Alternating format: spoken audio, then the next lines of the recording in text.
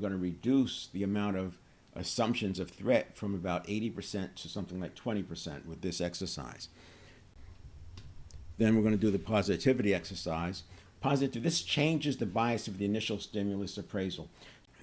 And what we're going to do with the positivity conditioning is we're going to tone that down. We're going to reduce the amount of assumptions of threat from about 80% to something like 20% with this exercise. Threats are treated as life-threatening. And so it doesn't really recognize, oh, that's just a kitten and this is a tiger. Everything is like a tiger, and it's all fight or flight. And we need to be focused and engaged. And most people have not encountered a tiger in the wild that could eat them in the last few years. But yet, how many fight or flight episodes have you had? Changing the bias to neutral and positive.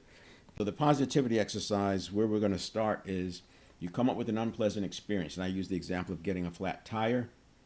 Then the next thing you're going to do is find the larger positive frame. So in the case of the flat tire, the larger positive frame or the larger positive context is the car. So what we're going to do is make sure we can find the greater positive frame. Now, this is not positive thinking. It's not reframing. It's literally conditioning the network of neurons to scan your life and see, is there a more positive context? So for example, if you lost money, the positive context that you have an income and that you had money to lose.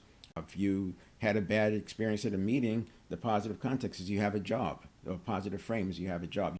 If you have a argument with a loved one, the positive context or positive frames that you have a great relationship with them.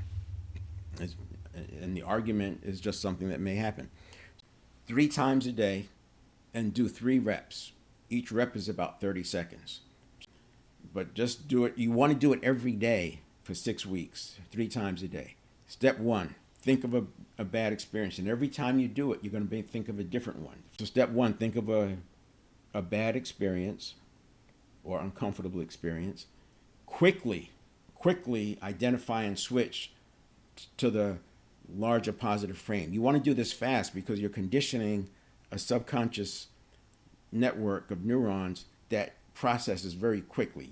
As soon as you think of getting that flat tire or being late for the meeting, immediately find the greater positive frame. Let that bad experience fade away and spend the next 20 seconds being grateful for the car.